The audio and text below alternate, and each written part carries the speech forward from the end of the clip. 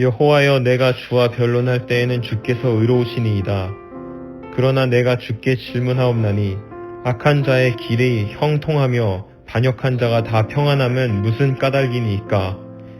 주께서 그들을 심으심으로 그들이 뿌리가 박히고 장성하여 열매를 맺었거늘 그들의 입은 주께 가까우나 그들의 마음은 머니이다. 여호와여, 주께서 나를 아시고 나를 보시며 내 마음이 주를 향하여 어떠함을 감찰하시오니 양을 잡으려고 끌어냄과 같이 그들을 끌어내시되 죽일 날을 위하여 그들을 구별하옵소서. 언제까지 이 땅이 슬퍼하며 온 지방의 채소가 마르리이까? 짐승과 새들도 멸절하게 되었사오니 이는 이 땅 주민이 악하여 스스로 말하기를 그가 우리의 나중 일을 보지 못하리라 함이니이다. 만일 내가 보행자와 함께 달려도 피곤하면 어찌 능히 말과 경주하겠느냐? 내가 평안한 땅에서는 무사하려니와 요단 강물이 넘칠 때에는 어찌 하겠느냐?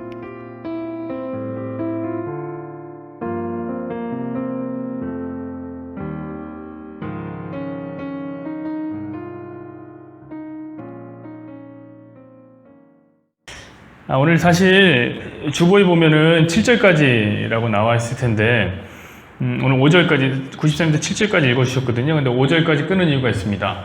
5절까지 해서 설교를 썼는데 이미 너무 긴 거예요. 그래서 더 길게 하면 93년 혼나겠다. 두 절 끊었습니다. 그러니까 5절까지만 해서 임팩트 있게 나는 관대하다. 저는 관대한 마음을 갖고 했습니다.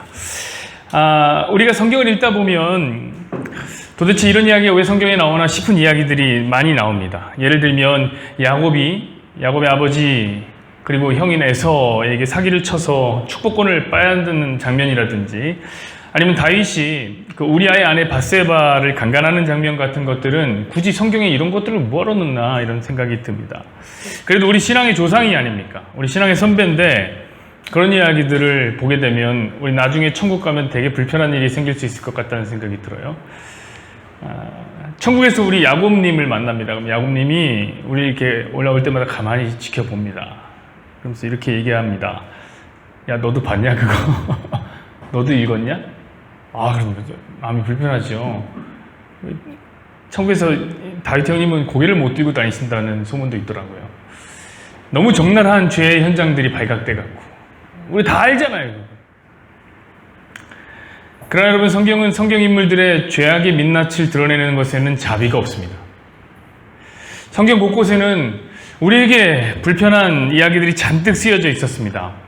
전에 제가 한번 말씀드렸지만 저는 어렸을 때 제 나이만큼 성경을 통독하는 것이 좋다는 목사님의 말씀을 찰떡같이 믿고 바리새인처럼 성경을 미친 듯이 읽었던 적이 있습니다. 나이만큼 채웠어야 됐기 때문에 어릴 때였습니다.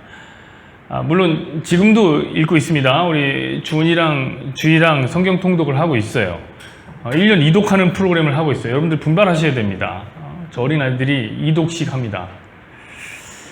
어쨌든 그때 너무 많이 읽으니까 그냥 읽기가 너무 심심한 거예요. 그래서 그냥 읽으면 심심하잖아요. 그래서 한 번은 어떻게 읽냐면 성경에서 이해가 안 되는 부분들에 줄을 치기 시작합니다. 한 번은 어떻게 하냐면 하나님이 말씀하신 하나님의 말씀에만 줄을 칩니다. 언젠가는 인간들의 죄에 지은 이야기에만 줄을 치면서 읽었는데 나중에 제가 성경을 다시 보면서 정말 깜짝 놀랐습니다. 죄악의 이야기에만 줄을 쳤는데 너무 많이 쳐져 있는 거예요. 너무 많이. 특히 사사기 같은 장을 보면은 매장 까맣게 줄이 쳐져 있습니다. 까맣게. 저는 이해가 안 됐습니다. 아니, 어떤 종교의 경전에 이렇게 죄악의 역사가 적나라하게 들어있는 그런 어떤 경전이 있습니까? 이런 경전은 없습니다. 성경이 아닌 다른 모든 경전에는 교조의 가르침이나 명령들이 모든 골자를 이루고 있단 말이에요. 그럼 성경은 다르단 말이에요. 여러분, 성경을 압축기로 쭉쭉 짜냅니다. 그럼 세 방울의 엑기스가 추출됩니다. 첫 번째 엑기스는 뭐냐면 인간은 죄인이다 라는 엑기스 한 방울이 딱 나와요. 여러분, 이게 첫 번째 엑기스예요. 첫 번째. 그래서 여러분, 성경은 인간의 죄를 밝히는 것을 주저하지 않습니다. 마구나오고 폭로하는 거예요. 두 번째 방울은 뭐냐면 하나님은 그런 죄인을 사랑하신다 라는 엑기스가 나와요. 여러분, 하나님은 우리가 아직 죄인 되었을 때 우리를 사랑하셨습니다. 그러니까 은혜가 큰 거죠. 우리의 가슴에 사무치는 은혜를 우리는 받은 겁니다. 여러분, 우리가 죄인이기 때문에 더 커요, 은혜가. 원래 죄가 많은 곳에 은혜가 큰 법입니다. 자, 마지막 세 번째 방울은 뭐냐면 그 사랑의 방법으로 예수님을 보내주셨고 죄인들의 죄를 대속하셨다라는 거예요. 여러분 보세요. 인간의 죄가 모든 부분에 관여하지 않나요? 인간은 죄인이다. 하나님은 죄인을 사랑하셨다. 죄인을 구원하기 위해서 예수님을 보내주셨다. 그러니까 최소 성경의 3분의 1 이상은 우리 죄악의 역사가 기록된 겁니다. 근데 우리는 그게 불편한 거예요. 저처럼 생각하죠. 아니, 왜 굳이 이런 성경에 불편한 이야기들을 기록해 놓으셨을까? 안 썼으면 훨씬 더 은혜로웠을 텐데, 이런 생각이 듭니다. 여러분들은 어떤 생각이 듭니까? 그러나 여러분, 사실 우리가 진짜 불편한 이유는 우리 신앙의 선배들의 죄악이 이렇게 발각되었기 때문에, 드러났기 때문에 그건 아닌 것 같아요. 제가 가만히 보니까 그래요. 여러분, 우리는요, 어떤 존재냐면 남의 실수한 이야기에는 별로 불편한 게 없어요. 남이 실수한 이야기는 안 불편해요. 오히려 여러분, 남이 실수한 이야기는요, 남의 죄악의 이야기는요, 우리 요깃거리가 됩니다. 즐겨요. 그 실수를 오징어처럼 뜯어먹으면서 질겅질겅 씹으면서 이야기하는 게 얼마나 즐겁습니까? 그렇죠, 여러분? 우리 카페에서 스톡스톡거리는 거 너무 재밌지 않나요? 저만 재밌나요? 너무 재밌어요. 그냥 단순한 재미뿐만이 아니죠. 우리는 다른 사람의 실수를 통해서 때로는 우월감을 얻기도 합니다. 야, 도대체 나라는 사람이란 뭔가? 성경의 인물도 이런 실수를 하는데 나는 뭔가? 와, 거의 완벽하다 나는. 그렇게 비열한 비교 우위를 챙겨가는 사람들도 많습니다. 그래서 우리가 뒷말하는 게 그렇게 재밌는 거예요. 다른 사람들 마구마구 비난하면 나는 그 비난한 사람보다는 더 나은 사람이 되는 것이고 더 좋은 사람이 되기 때문에 기분이 좋아지죠. 하지만 우리는 성경이 죄를 기록하는 것에는 불편합니다. 왜 그럴까요? 그것은 성경이 죄를 다루는 방식이 불편한 거예요. 누군가의 죄를 지적했기 때문이 아니라 죄를 다루는 방식이 저희한테 불편한 거예요. 왜냐하면 성경이 죄를 다루는 방식은 곧 하나님이 죄를 다루는 방식과 같기 때문에. 성경이 죄를 드러냅니다. 그 말은 뭐냐면 하나님도 우리 죄를 드러낸다는 거예요. 우린 그게 싫은 거예요. 하나님은 우리 모든 것을 꿰뚫어 보는 분입니다. 하나님 우리의 과거, 현재, 미래를 알고 계십니다. 하나님은 우리 가장 깊은 곳의 진심을 아십니다. 그 후패한 겉사람의 썩내나는 진실을 알고 계십니다. 그분이 만약에 진정으로 마음을 먹고 우리 역사의 노트에 줄을 치려고 한다고 생각해 보십시오. 특히 이 죄악의 부분에 줄을 치기 시작한다면 아마 우리 역사는 깜지가 될 겁니다. 그냥 실수나 잘못한 부분은 그냥 좀 넘어가 주시면 안 되나? 하지만 성경은 줄을 치고 기록합니다. 그럼 이런 생각이 들겠죠. 혹시 내 실수도 하나님이 그렇게 보시지 않을까? 우리 그게 두려운 거예요. 한마디로 얘기하면 나 때문에 불편한 거예요. 나 때문에. 누구 때문에 불편한 게 아니라 여러분, 우리는 스스로에게는 지극히 관대합니다. 타인에게는 끔찍히 인색하죠. 특히 죄가 그래요. 죄가. 저는 오늘 본문의 이야기가 그런 것 같아요. 자기한테는 지극히 관대하고 타인한테는 끔찍히 인색한 한 선지자 예레미야의 이야기입니다. 근데 그 끔찍하게 인색한 대상이 누군지 아세요? 그 대상이 심지어 하나님입니다. 자기에게 관대하기 위해서 하나님에게도 야박했던 한 선지자의 이야기. 이거 혹시 우리 이야기가 아닐까? 우리 한번 고민해 봤으면 좋겠습니다. 우리 1절 한번 보시죠. 여호와여, 내가 주와 변론할 때에는 주께서 의로우시니이다. 그러나 내가 주께 질문하옵나니 악한 자의 길이 형통하며 반역한 자가 다 평안함은 무슨 까닭이니까. 오늘 본문은 예레미야가 하나님과 변론하자고 나랑 변론 한번 합시다 라고 덤비는 이야기입니다. 저는 이런 내용을 보면 진짜 좀 어이가 없어요. 어떻게 예레미야가 하나님과 변론합니까? 근데 또 기어이 변론을 합니다. 한번 봅시다. 뭐라고 변론하냐면, 한번 보세요. 예레미야의 처음에는 마치 하나님을 의로운 분으로 좀 치켜 세우는 것 같습니다. 하나님 의로우십니다. 하지만 뒷부분은 어떤가요? 마치 하나님 훈계라도 하듯이 이야기하는 거 아니에요? 내가 질문하는 거 한번 들어보십시오, 하나님. 악한 자의 길이 형통하고 반역한 자가 다 평안하면 무엇 때문입니까? 이리 질문하는 거예요. 마치 우리 하나님 아무 일도 안 해서 이런 끔찍한 일이 생겼다 라고 따져 묻는 거죠. 진짜 어이가 없는 거죠. 하나님에게 의로움을 따지다니. 가만히 보니까 이 선지자가 의로움에 대해서 굉장히 왜곡된 판단을 갖고 있는 듯합니다. 그는 지금 하나님 앞에서 뭐라고 얘기하냐면 악한 자와 반역한 자라는 말을 스스럼 없이 내뱉습니다. 그럼 누가 악한 자입니까? 누구를 악한 자로 선언하면 선지자는 선한 자입니까? 지금 그렇게 하는 거예요. 그는 악한 자를 규정함으로써 자기는 선한 자의 위치에 섰습니다. 사랑하는 여러분, 과연 하나님 앞에서 누가 선인이고 누가 악인입니까? 이 변론은 시작부터 틀렸어요. 여러분, 가끔 주의 일을 하는 사람들이 이렇게 무례할 때가 있어요. 하나님 앞에. 특히 저와 같은 목사들 중에서 이렇게 무례할 경우들이 많습니다. 저도 되게 주의하겠습니다, 여러분. 우리는 그저 하나님과 가까이 하기 위해서 기도도 많이 하고 말씀을 많이 보게 됩니다. 그저 가까이 하기 위해서입니다.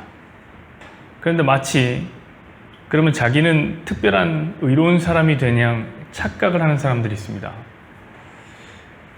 이번 주에 어떤 자매와 함께 만나서 이야기를 하는 시간이 있었습니다.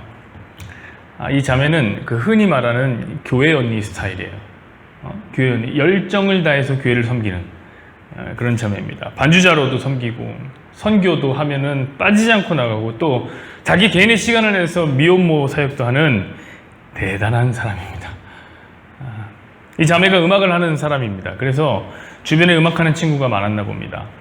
몸에 문신도 하고 일반 사람들이 따르는 이 도덕적 기준에 못 미치는, 아니죠, 이 도덕적 기준에 미칠 필요가 없다고 생각하는 사람들이 친구들로 많이 있는 그런 자매였습니다. 그런 사람들 있잖아요.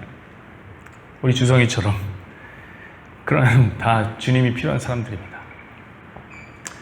그런데 그 자매가 그런 사람들에게 교회를 소개해주고 싶은데 교회를 소개해줄 수가 없다는 거예요.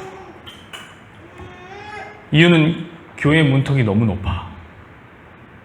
그들이 그 문턱을 넘어오는 게 너무 어렵다는 거예요. 문턱이 너무 높아. 이 자매가 안타까워합니다. 그러면서 저에게 묻더라고요. 목사님은 만약 목사님의 교회에 소위 이렇게 문제 많아 보이는 문제아가 오면 어떻게 하시겠습니까? 저한테 그런 문신 막 하고 여기서 이렇게 껌지공지공 씹으면서 들어오면 어떻게 하시겠습니까? 물어보는 거예요. 제가 그 말을 듣는데 할 말이 없었어요. 왜냐하면 실제로 교회는 문턱이 높기 때문에요. 하지만 제가 이런 이야기를 했습니다. 교회가 문턱이 높은 건 사실이다. 그거 진짜다. 그 이유는 뭐냐면 교회가 거룩을 지향하는 공동체여야 하는데 교회가 이미 거룩을 이룬 공동체인 척하기 때문이다.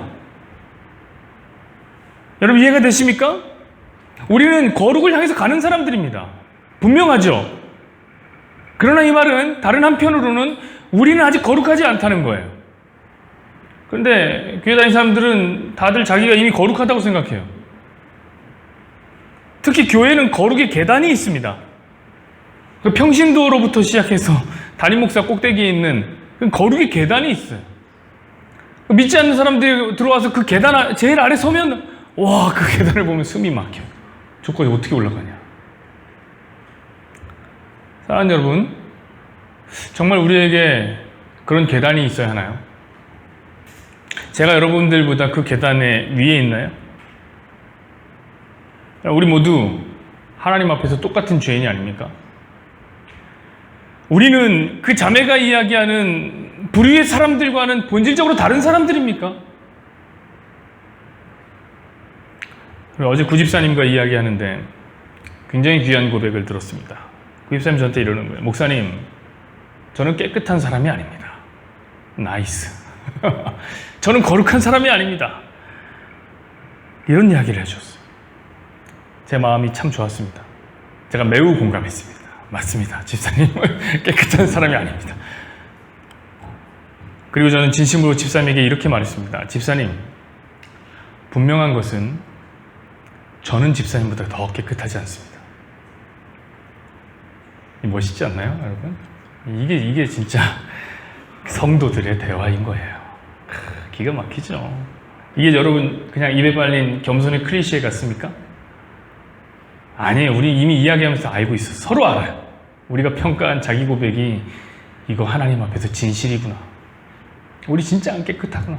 이거 알고 있어. 왜냐하면 복음이 우리에게 그렇게 말씀하시기 때문에, 성경이 우리에게 그렇게 얘기하시기 때문에 그런 겁니다. 저는 우리가 하나님 앞에서 제대로 된 자기 평가를 하기 원합니다. 여러분, 그러나 예레미야는 하나님 앞에 교만했습니다. 그 교만이 어디로 이어집니까? 2절 보세요. 주께서 그들을 심으셨으므로 그들이 뿌리가 박히고 장성하여 열매를 맺었거늘 그들의 입은 주께 가까우나 그들의 마음은 머니이다. 자, 이제 예레미야는 본격적으로 하나님을 정죄하기 시작하는 겁니다.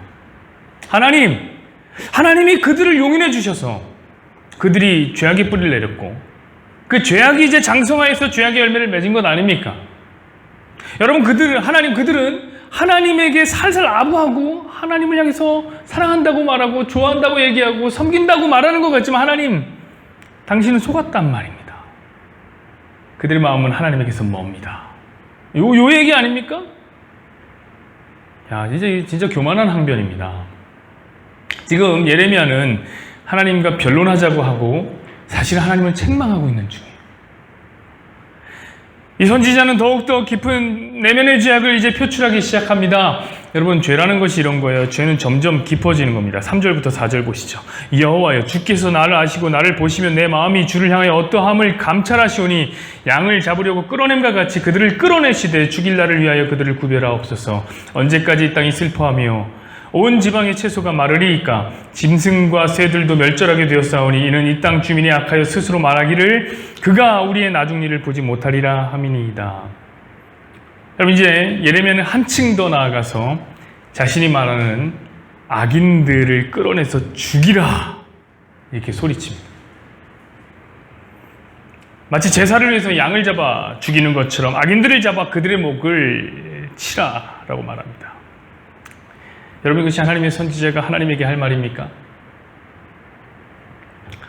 그럼 일찍이 하나님의 선지자였던 아브라함은 소돔을 멸망하지 말아달라고 하나님께 목숨 걸고 거래했던 사람입니다. 수차례 애원했습니다. 여러분, 모세라는 선지자는 이스라엘을 죽이지 말아달라고, 제발 죽이지 말아달라고 말하면서 이스라엘을 죽일 바에는 내 이름을 생명책에서 지우라고 얘기했습니다. 이게 선지자. 이게 하나님 사람이죠. 예레미야 보세요. 사람들 다 죽이라고 하나님을 격동하고 있습니다. 피도 눈물도 없는 이 소시오패스 향기가 나지 않습니까? 근데 여러분, 한번 좀 생각해 보세요. 예레미야가 원래 이렇게 엉망진창이었습니까? 그건 아니지 않나요? 그는 이 눈물의 선지자라는 별명을 갖고 있을 만큼 공감 능력이 뛰어났던 사람이에요. 원래 그랬어요. 그는 하나님의 심판의 메시지 앞에 슬퍼했던 사람입니다. 여러분, 그가 원래 하나님과 변론하지 않을 만큼 교만했던 사람입니까? 아니에요. 우리는 예레미야의 첫 시간을 기억해 봐야 됩니다.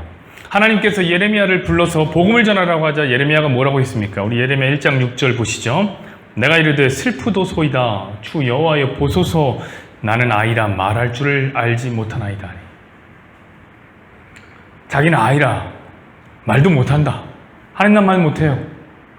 라고 하나님 앞에 겸손히 엎드리던 자가 예레미야가 아닙니까? 그런데 왜 이 아이가, 이 어린아이가 갑자기 변해서 하나님과 말싸움 해보겠다고 막 달려들고 있는 겁니까? 그 이유는 자기가 위협을 당했기 때문에. 여러분, 사실 오늘 12장의 메시지는 11장과 연결이 되어 있는 메시지입니다. 중간에 끊으면 안 되는데 끊었어요. 11장 후반에 가면 이런 말씀이 있습니다. 11장 21절을 보시죠. 여호와께서 아나돗 사람들에 대하여 이같이 말씀하시되 그들이 내 생명을 빼앗으려고 찾아 이르기를 너는 여호와 이름으로 예언하지 말라. 두렵건대 우리 손에 죽을까 하노라 하도다. 이 아나돗 사람들이 예레미야를 향해서 이런 얘기를 했던 거예요. 예레미야 이놈, 너 다시는 여호와 이름으로 예언하지 말라. 한 번만 더 하면 너를 진짜 우리가 죽일 거다. 이런 얘기를 합니다. 여기서 말하는 아나돗은 우리 예레미야 1장 1절에 보면 예레미야의 고향이라고 나옵니다. 그러니까 아나돗은 예레미야의 고향이에요. 그곳에는 예레미야의 친족이 있고 친구가 있습니다. 예레미야를 어릴 때부터 알고 있던 사람이 있고 예레미야를 사랑했던 사람도 있습니다. 근데 예레미야가 괜히 하나님 말씀 받아갖고 이 예언을 하기 시작하면서부터는 점점 외톨이가 되어갑니다. 하나님의 말씀을 전하면 전할수록 더욱 고립됐습니다. 더욱 욕을 먹었습니다. 고향 사람들에게. 사랑하는 여러분, 그런 의미에서 이 아나돗 사람들의 협박은 현실적이고 실감나게 다가온 거예요. 예레미야에게. 그들의 협박은 예레미야의 자아 추구의 본능을 일깨운 겁니다. 그저 모르는 사람들이 그랬으면 그 정도로 아프진 않을 텐데 사랑하는 사람의 비난은 정말 힘든 거죠. 여러분, 욥의 고난을 한번 생각해 보세요. 욥은 점점 더 심각한 고난으로 빠지기 시작합니다. 빠져들어가요. 그는 첫 번째 어떤 고난을 당했냐면 재산을 잃었습니다. 그는 두 번째 어떤 고난을 당했냐면 자녀를 잃었습니다. 그는 세 번째 자신의 몸에 병을 얻었습니다. 그리고 마지막 고난이 뭡니까? 대망의 마지막 고난이 뭐냐면 아내의 비난이에요. 아내의 비난. 사랑하는 아내가 욥을 향해 소리칩니다. 인간아, 그냥 하나님 저주하고 너도 죽어버려라. 그리고 떠났어. 이건 참기 힘들어. 이건 진짜 가슴에 꽂혀. 사랑하는 사람의 비난은 우리의 마음을 지옥 근처 어딘가에 자리 잡은 절망으로 인도합니다. 아나돗 사람들의 협박은 예레미야의 진정한 두려움이 되었습니다. 자, 이제 예레미야는 자기 생명에게 관대해지기로 합니다. 바로 이거예요.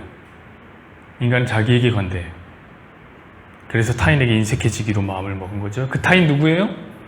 이런 상황을 만든 장본인, 나를 불러서 나에게 이상한 말씀을 준 못된 하나님이죠. 좀 따져보고 싶었던 거예요. 좀 원망도 해보고 싶었습니다. 하나님, 저를 불러놓고 말하라고 해놓더니 이런 협박이나 듣게 하고 말이야. 하나님, 지금 일을 하고 있긴 하시는 겁니까? 저를 협박한 저놈들을 죽여주십시오. 그 악인이 나 협박한 사람이에요. 악인이. 여러분, 예레미야가 변하게 된 이유를 아시겠습니까? 자기에게 관대했기 때문에 그는 하나님에게 야박한 으름땅을 놓은 겁니다. 근데 저는 이 관대한 선지자의 이야기가 참 가슴 아프게 다가옵니다. 왜냐하면 그의 이야기는 곧 우리의 이야기요, 나의 이야기이기 때문에.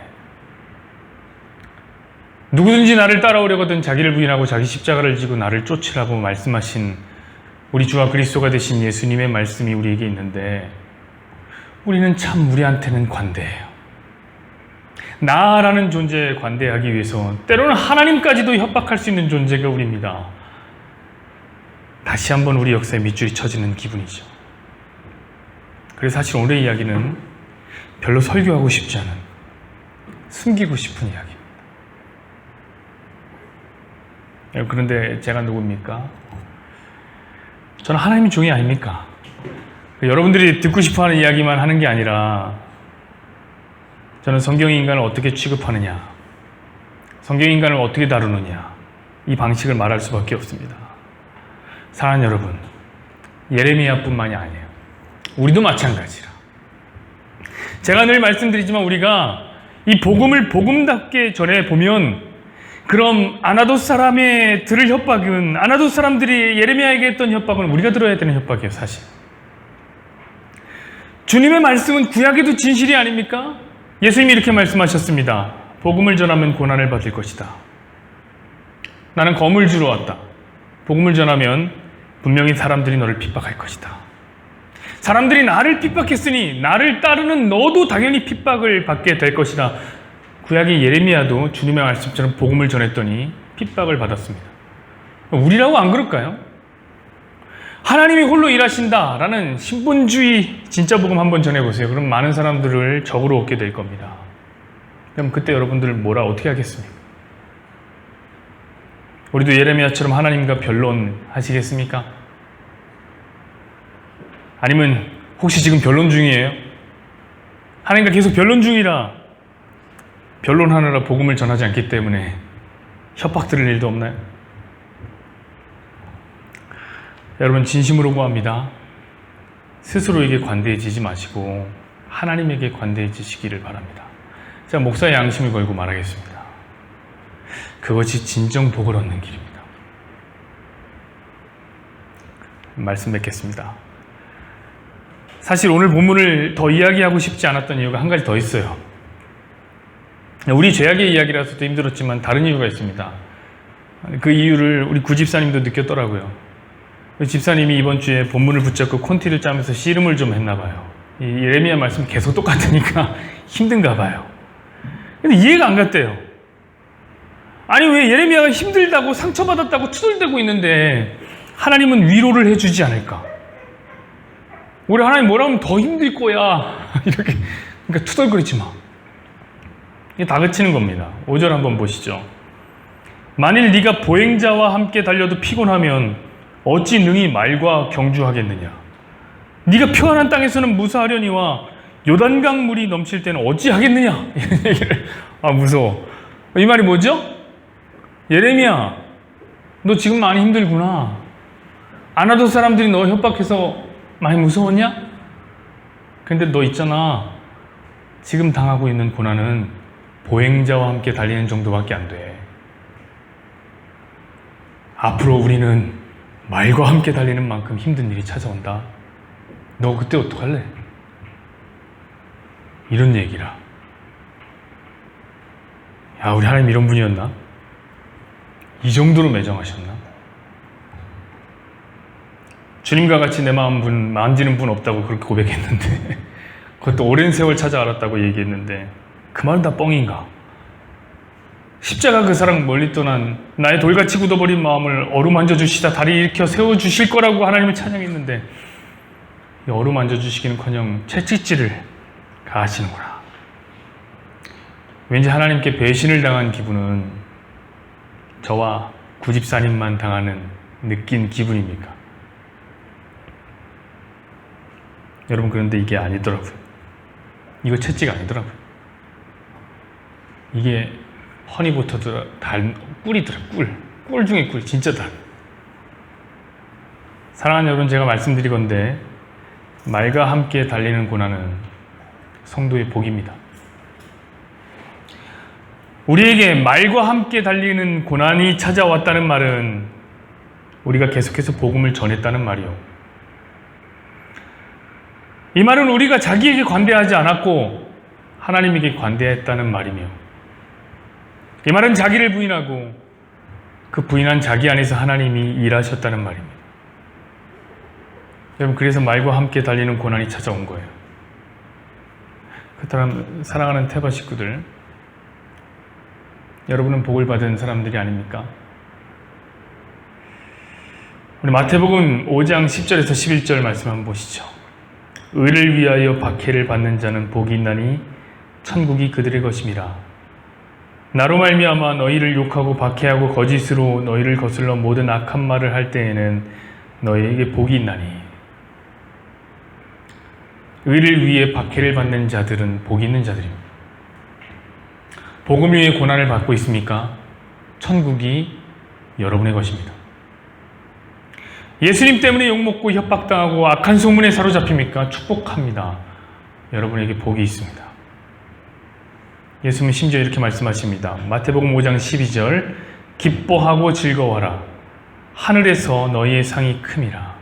너희 전에 있던 선지자들도 이같이 박해하였느니라. 예레미야가 이 박해를 받은 거예요. 사랑하는 여러분, 그러니 너무 자기한테 관대하지 마시고 복음에 관대하시길 부탁드립니다. 그리고 그 복음과 함께 받을 고난에 관대하십시오. 여러분, 복을 받은 자들이 관대해야죠. 복을 안 받은 자들이 관대합니까?